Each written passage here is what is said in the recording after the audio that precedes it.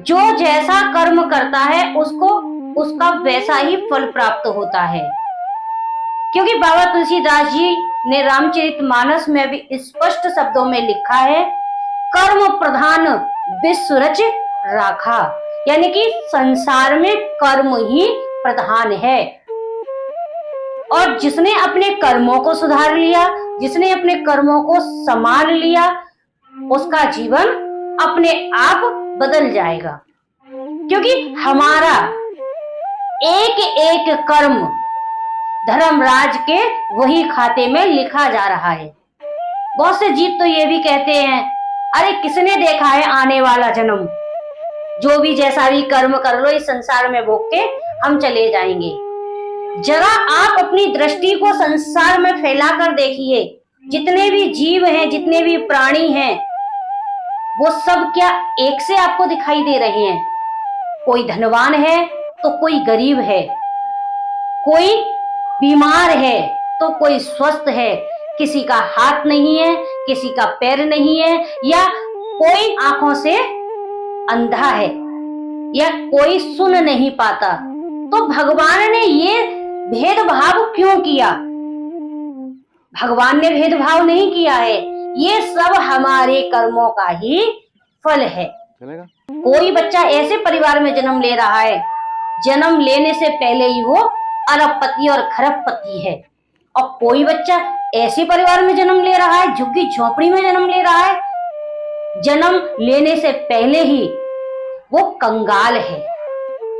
तो ये कर्मों का फल नहीं है, ये सब हमारे ही निज कर्मों का ही परिणाम है। लेकिन हम इस बात को समझ नहीं पाते, जानते तो हैं लेकिन हम उसे स्वीकार नहीं कर पाते, हम उसे मानते नहीं हैं।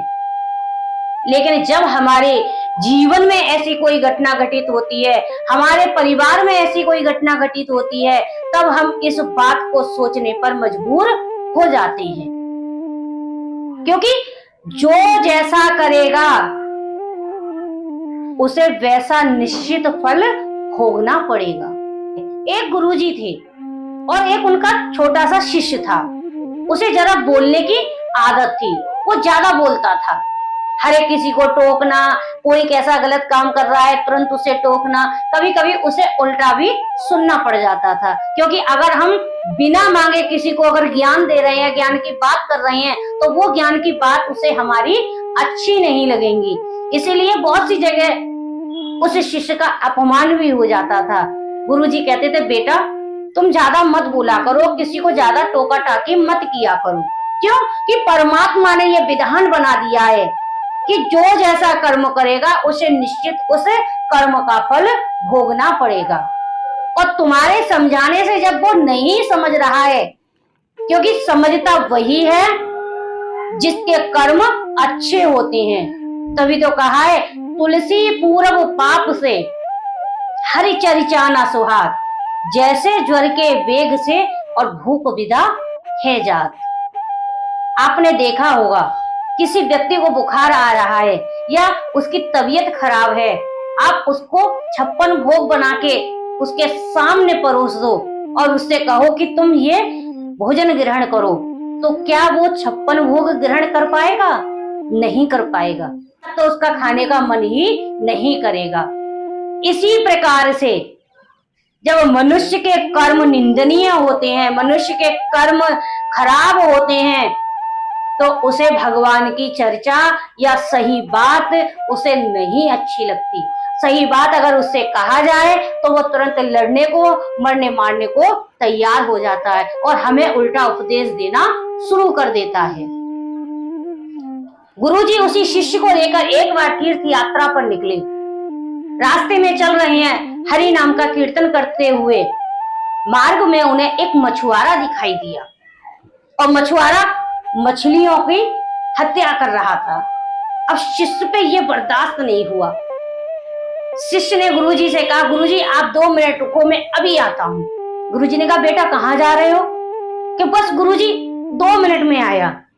गुरुजी को पता थी ये कुछ ना कुछ इसने देखा है और ये उसे समझाने के लिए जा रहा है, जैसी जिसकी आदत होती है उसकी आदत कभी बदल नहीं सकती। दौड़ा दौड़ा शिष्य मछुआरे के पास जाता है और उस मछुआरे को ज्ञान देना शुरू कर देता है। मछुआरे को जब बताया कि तुम इतनी हत्या कर रहे हो, इतने जीवों की हत्या कर रहे हो, क्यों कर रहे हो? पता है इसका तुम्हें फल भोगना पड़ेगा। तुम जैसा कर्म करोगे तुम्हें उसका फल निश्चित भोगना पड़ेगा। मछुआरा इन शब्दों को सुनकर तुरंत उन पर भड़क जाता है और कहता है, आप बेकार की बातें मत करो महाराज जी, हमें आपके ज्ञान की जरूरत नहीं है, हमें सब पता है कौन सा कर्म कैसा करना चाहिए। बहरहाल में ये है कि गुरुजी वहां पर पहुंचे और गुरुजी ने अपने शिष्य का हाथ पकड़ा और हाथ पकड़ के अपने शिष्य को खींचे लिए जा रहे हैं। गुरुजी ने कहा, बेटा मैंने तुमसे मना किया है, कितनी बार मना किया है, बिना मांगे किसी को ज्ञान मत दो। अगर तुम उसे ज्ञान की बातें बताओगे वो उसे अच्छी नहीं लगेंगी। कि गुरुजी वो कितनी जीवों की हत्या कर रहा था, इसका फल उसे निश्चित भोगना पड़ेगा। शिष्य और गुरुजी दोनों वहां से चले जाते हैं।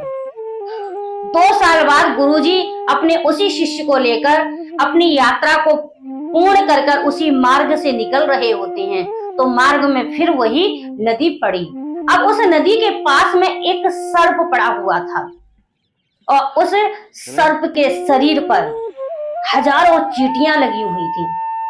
शिष्य ने कहा कि गुरुजी जरा मैं इसकी रक्षा करूं प्राणों की, देखो इसके शरीर पर कितनी चींटियां लगी हुई हैं और सांप की जो है मृत्यु हो जाएगी। गुरुजी ने तुरंत हाथ रोक लिया।